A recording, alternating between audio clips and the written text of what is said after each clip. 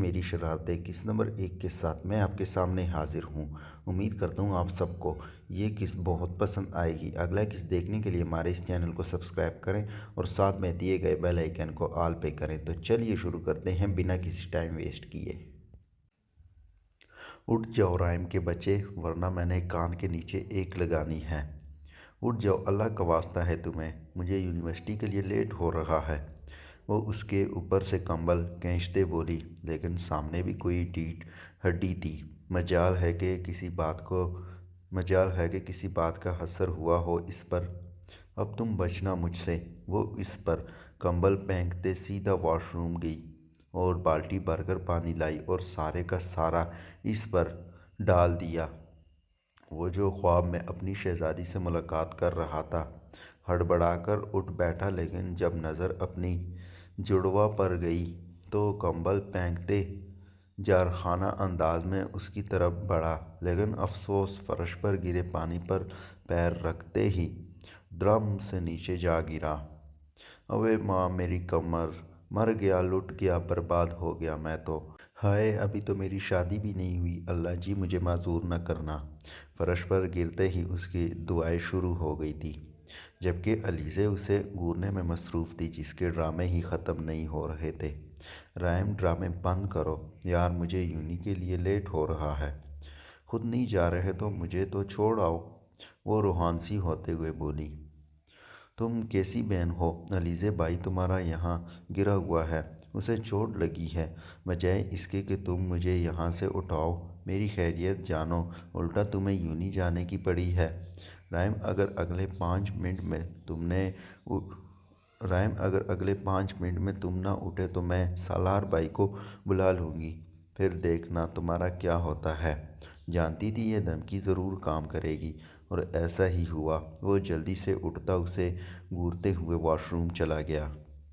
آیت be be آپ کو سب نیچے ناشتے پر بلا رہے ہیں۔ ملازمہ اس کے کمرے کا دروازہ بغیر کھولے باہر سے ہی بول کر چلی گئی۔ ملازمہ کی آواز سن کر وہ غسلمندی سے آنکھیں مسلتے ہوئے اٹھی۔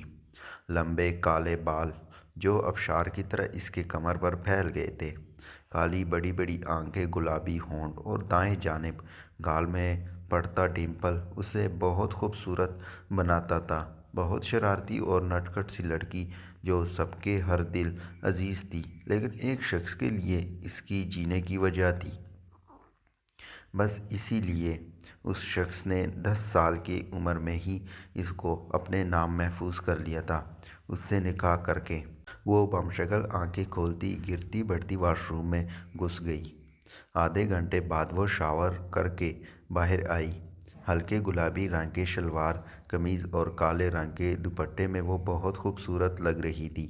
ہاں، وہ الگ بات تھی کہ دوپٹہ زمین پر سلامی پیش کر رہا تھا۔ جلدی سے تیار ہو کر وہ نیچے آئی، جہاں سب اس کا ویٹ کر رہے تھے۔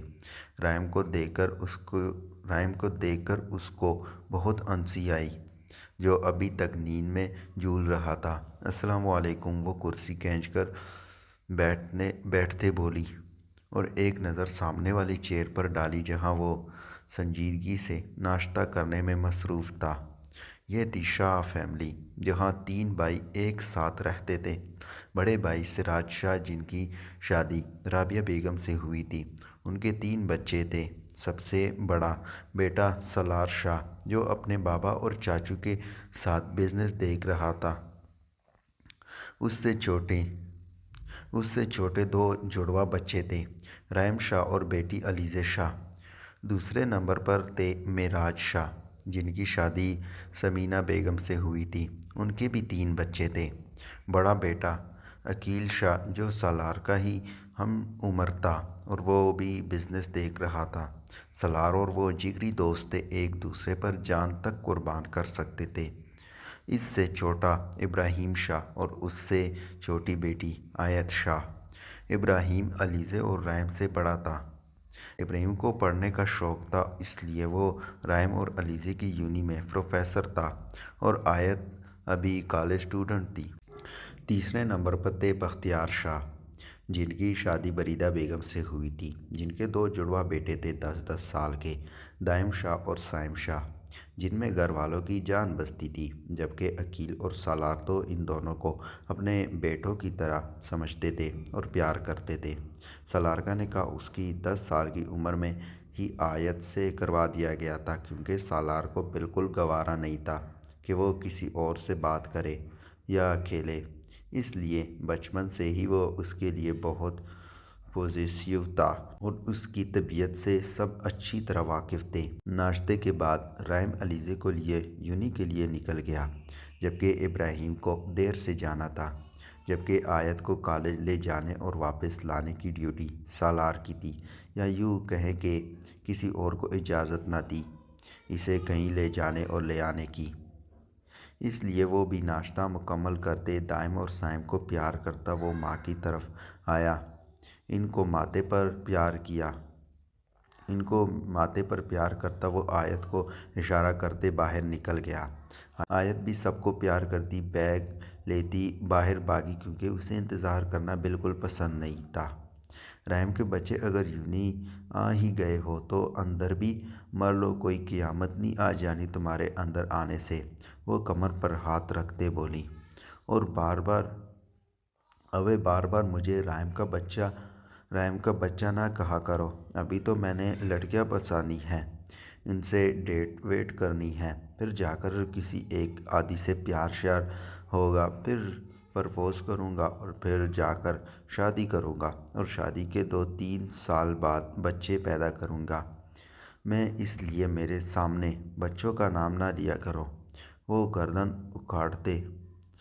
گردن اکڑاتے کالر جڑاتے شوخی سے بولا تو علیزے کا تو منہ ہی کھل گیا۔ ویسے بڑے ہی کوئی اعلیٰ قسم کے بغیرت انسان ہو تم رحیم، مطلب کوئی شرم ہوتی ہے، کوئی حیا ہوتی ہے؟ اتنا ہی دیکھ لو کہ اپنی ایک عدد معصوم شریف النفس بہن کے سامنے تم بکواس کیے جا رہے ہو۔ دیکھو تو ذرا شریف النفس بہن کو، جیسے مجھے تو کچھ پتہ ہی نہیں ہے نا۔ دیکھو علیزے میرا منہ مت کھلواؤ، ورنہ یوں سارا راز اگل دوں گا۔ وہ چٹکی بجاتے بولا تو علیزے گڑبڑاتے سیدھی ہوئی۔ اس بکواس کا کیا مطلب تھا؟ اب اتنی بھی بولی مت بنو، سب جانتا ہوں کیسے عقیل بھائی کو گھورتی رہتی ہو۔ وہ تو میں ہوں ہی اتنا شریف اور سمجھدار کہ تمہارے اس کانڈ کے بارے میں کسی کو کچھ بتایا نہیں، ورنہ مجھے کوئی روک نہیں سکتا۔ اب جاؤ، لیٹ نہیں ہو رہا اب یونی سے؟ یا عقیل بھائی کے خیالوں میں ہی گم رہنے کا ارادہ ہے؟ مر جاؤ تم موٹے گدھے۔ وہ اس پر 5 انگلیاں اٹھاتے اس پر لعنت کرتے گاڑی سے باہر چلی گئی۔ یا اللہ، اس بندے کو کیسے بھنگ پڑ گئی؟ اب ہر بات پر بلیک میل کرے گا یہ چول انسان۔ یا اللہ، میں تیری معصوم سی بندی ہوں، مجھے بچا لینا۔ وہ دعا مانگتے جلدی کلاس کی جانب بڑھ گئی۔ آج وہ بہت لیٹ ہو گئی تھی۔ کالج پہنچ کر وہ گاڑی سے باہر نکلتی جب سالار نے اس کا ہاتھ پکڑ کر اسے روکا تو وہ سانس سے رک گئی۔ صبح جو ناشتہ کرنے میں ڈنڈی ماری ہے نا، آئندہ ایسا نہ ہو۔ دوسری بات، کینٹین سے صرف جوس اور کوئی بسکٹ کہہ کر کھانا فضولیات کھائی تو مجھ سے برا کوئی نہیں ہوگا۔ اور آخری بات، اپنا بہت خیال رکھنا میرے لیے۔ وہ اس کا ماتھا چومتے اسے ساتھ ساتھ ہدایت بھی دے رہا تھا۔ آپ سے برا کوئی ہے بھی نہیں، وہ منہ بسورے بولی۔ جو بھی ہوں، جیسا بھی ہوں، صرف تمہارا ہوں اور تم صرف میری۔ جاؤ اندر ورنہ لیٹ ہو جاؤ گی، اور ہمیشہ کی طرح الزام مجھ معصوم پر آئے گا۔ تو یہی سچ ہے ماسٹر سالار شاہ کہ ہمیشہ آپ ہی لیٹ کرواتے ہیں مجھے، ابھی بھی روک کے رکھا ہوا ہے مجھے، یہ دیکھیں۔ وہ اس کے ہاتھ کی طرف اشارہ کرتے بولی جو اس نے ابھی تک تھام رکھا تھا۔ اوہ اچھا جی، اگر ایسا ہے تو پھر ٹھیک ہے، اس الزام کو پورا کر دیتے ہیں۔ یہ کہتے ہی اس نے اسے اپنی طرف کھینچ کر سینے میں کھینچ لیا۔ اس حرکت پر وہ اپنی سانس تک روک گئی تھی۔ اتنی بولڈ اور نڈر لڑکی کی ہمیشہ اس کے سامنے بولتی بند ہو جاتی تھی۔ ہوش میں آتے ہی اسے دھکا دے کر اس کے حصار سے نکلتی وہ جلدی سے گاڑی سے اتر گئی۔ اب اتنی بھی بربادی نہیں مچی ہوئی مسٹر سالار، جائیں آپ آفس ورنہ بڑے پاپا نے گھسنے نہیں دینا۔ وہ اسے چھڑاتے وہاں سے بھاگ گئی۔ وہ بھی اسے دیکھ کر مسکرا دیا، پھر گاڑی آفس کے راستے پر ڈال دی۔ بھابھی رمضان شروع ہونے والا ہے، تو میں سوچ رہی تھی ضروری سامان کی لسٹ بنا لے اور جا کر چیزیں لے آئیں، پھر تو روزے سے باہر جانا نہیں ہوتا۔ رابعہ بیگم ثمینہ بیگم سے بولے تو وہ بھی ان سے متفق ہوئی۔ بالکل رابعہ، ٹھیک کہا تم نے، یہ کام ہمیں ہی کرنا ہے، ورنہ علیزے اور آیت سے تو کوئی امید نہیں ہے مجھے۔ بالکل ٹھیک کہا آپ نے۔ ویسے بھابھی، رابعہ میں ایک بات سوچ رہی تھی، وہ کچھ وقفے کے بعد بولی۔ جی بولے بھابھی، رابعہ ان کی طرف متوجہ ہوتے ہوئے بولی۔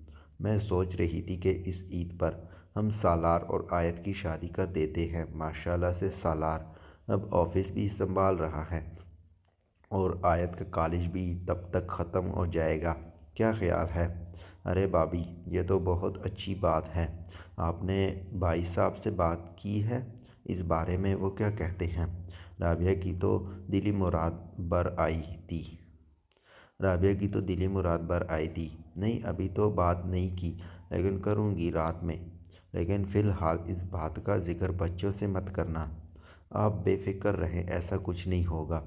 وہ بھی مسکراتے بولی اور دوبارہ دونوں لسٹ کی طرف متوجہ ہوئے۔ ماہی، تمہیں ابراہیم سر اپنے آفس میں بلا رہے ہیں۔ وہ لائبریری میں بیٹھی اپنی اسائنمنٹ بنا رہی تھی جب کلاس کی ایک لڑکی نے اسے ابراہیم کا پیغام دیا اور چلی گئی۔ وہ ایک گہرا سانس بھرتے ان کا سامنا کرنے کی ہمت جمع کرنے لگی۔ اچھی طرح سے جانتی تھی کہ وہ اس کے لیے فیلنگز رکھتے ہیں۔ وہ خود بھی تو اس کی دیوانی تھی، لیکن کبھی ان سے کہہ نہیں پائی تھی۔ بیگ لیتے وہ ان کے آفس کی طرف چل دی۔ اجازت ملنے پر اندر آئی تو وہ ہمیشہ کی طرح دروازے پر ہی اس کا ویٹ کر رہا تھا۔ اتنی لیٹ کیوں ہو گئی؟ کب سے ویٹ کر رہا تھا تمہارا، وہ بے تابی سے بولا تو وہ گہرا سانس بھر گئی۔ سر میں لائبریری میں تھی، اس لیے آنے میں دیر ہو گئی۔ اچھا چھوڑو یہ باتیں، یہ بتاؤ کہ کوئی مسئلہ ہے کیا؟ میں نے کلاس میں بھی نوٹ کیا، تم کھوئی سی لگ رہی تھی، جبکہ میں تو تمہارے سامنے تھا۔ وہ سنجیدگی سے بات کرتے آخر میں شرارت سے بولا تو وہ گڑبڑا گئی۔ کیا مطلب آپ کا؟ ماہی، تم اچھی طرح جانتی ہو کہ میں کیا بات کر رہا ہوں۔ دیکھیں ابراہیم سر، آپ پلیز اس طرح کی باتیں نہ کیا کریں مجھ سے، وہ آنکھیں جھکاتے بولی۔ اس طرح کی باتیں صرف میں تم سے ہی کر سکتا ہوں اور تم سے ہی کروں گا، اور مجھ سے دور بھاگنے کی کوشش مت کیا کرو، میرا سانس روکنے لگتا ہے۔ یار تم سمجھتی کیوں نہیں ہو؟ آئی لو یو یار، وہ اس کے ہاتھ تھامتے بولا۔ اس کے لفظ پر اس کے جسم میں سنسنی سی دوڑ گئی۔ اس کے ہاتھوں سے اپنے ہاتھ چھڑاتی وہ اس سے دور ہوئی تو ابراہیم کے ماتھے پر بل پڑ گئے اس حرکت کی وجہ سے۔ کچھ نہیں سر، وہ اس کے لہجے سے سہم گئی تو اس کی حالت دیکھتے وہ بھی نرم ہوا۔ یہاں آؤ میرے پاس، وہ اسے اپنے پاس آنے کا اشارہ کرتے صوفے پر جا بیٹھا۔ وہ دھیرے دھیرے سے قدم اٹھاتی اس سے کچھ فاصلے پر بیٹھ گئی۔ ماہی، میری ایک بات کان کھول کر سن لو، اس عید پر ہم دونوں ایک ساتھ ہوں گے، ایک میاں بیوی کی حیثیت سے، اور دوسری بات، کل ہی میں ماما بابا کو تمہارے گھر بھیج دوں گا اور مجھے انکار نہیں سننا، آئی سمجھ؟ لیکن کچھ نہیں، رمضان سے پہلے ہی ہماری منگنی کی رسم ہوگی اور عید کے بعد شادی۔ اب اپنے آپ کو تیار کر لو اس بات کے لیے، جا سکتی ہو۔ وہ اس کی بات کاٹتے اپنا حکم سناتا صوفے سے ٹیک لگا کر بیٹھ گیا تو وہ اسے گھورتی ہوئی اٹھ کھڑی ہوئی۔ آپ نہ کوئی بہت ہی فضول بندے ہیں، وہ غصے سے بولتی وہ تن فن کرتی وہاں سے چلی گئی اور وہ اس کا انداز دیکھ کر مسکرا دیا۔ علیزے یار، ایک کپ چائے کا ہی پلا دو، ویسے تو کوئی کام کرتی نہیں ہو، یہ بھلا کر دو۔ وہ جو ٹی وی دیکھ رہی تھی اچانک سے عقیل کی آواز سن کر اچھل پڑی۔ کوئی خدا کا خوف کریں عقیل بھائی، ایسے کون کرتا ہے، ترا ہی نکال دیا تھا میرا، وہ سینے پر ہاتھ رکھتے بولی۔ او میری نازک مزاج حسینہ، ڈر گئی، او ماہی بیبی، وہ اس کا مذاق بناتے بولا۔ بالکل ٹھیک کہا آپ نے عقیل بھائی، بڑی ہی کوئی نازک مزاج ہے میری بہن۔ کھاتے ہوئے جب منہ پھلاتی ہے نا تو منہ میں گڑھے بن جاتے ہیں، قسم سے کسی بوڑھی سے کم نہیں لگتی۔ نہ جانے رحیم کہاں سے ٹپک پڑا۔ اس کی بات سن کر وہ دونوں ایک دوسرے کے ہاتھ پر ہاتھ مارتے ہنس دیے۔ تم خود ہوگے بوڑھے موٹے کہیں کے، اب دیکھنا میں تمہارا بھنڈارا سالار بھائی کے سامنے کیسے پھوڑتی ہوں۔ وہ منہ پر ہاتھ پھیرتے بولی۔ اور آپ عقیل بھائی اپنی کسی ہوتی سوتی سے بنوا لے چائے۔ وہ آخر میں عقیل کو سناتی وہاں سے اٹھ کر چلی گئی۔ یہ میری بے عزتی تھی کیا رحیم، یا پھر مجھے میرا ہنر بتا گئی ہے وہ؟ عقیل الجھتے بولا۔ بھائی جو اچھا لگے وہی سمجھ لے، رحیم بولا تو عقیل نے اسے گور کر دیکھا۔ آن رکھ، تم میری بے عزتی کر رہے ہو۔ اللہ کو مانے بھائی، کیوں معصوم کی جان لینے پر تلے ہیں آپ تو میری جند ہیں، میری جینے کی وجہ ہیں۔ وہ عقیل کے گردن پر بازو ڈالتے بولا اور ساتھ ہی اس کا گال چوم لیا تو وہ پھدک کر پیچھے ہوا۔ رحیم تجھ میں کسی عورت کی روح تو نہیں گھس گئی؟ وہ اس سے دور گھولتے بولا تو رحیم جان بوجھ کر اس کے نزدیک گھسک آیا۔ بھائی آپ کے بغیر میرا دن نہیں گزرتا، دل چاہتا ہے کہ آپ ہر وقت آنکھوں کے سامنے موجود رہیں اور میں آپ کو دیکھتا رہوں۔ وہ مصنوعی شرماتے بولا تو عقیل کو واقعی کھسکا ہوا لگا۔ رحیم دیکھ میری بات سن، تو جا کر سو جا، تجھے نیند کی سخت ضرورت ہے۔ عقیل کہتے ہی وہاں سے بھاگنے کے انداز سے اٹھا اور اپنے کمرے کی طرف بھاگا۔ ارے بھائی رکے نا، مجھے آج رات آپ کے ساتھ سونا ہے۔ اس سے پہلے کہ وہ عقیل کے کمرے میں داخل ہوتا، عقیل نے فوراً کمرہ اندر سے لاک کیا اور بیڈ پر لیٹ گیا۔ سانس ہی اکڑا گئی تھی، جبکہ باہر رحیم کا ہنس ہنس کر برا حال تھا۔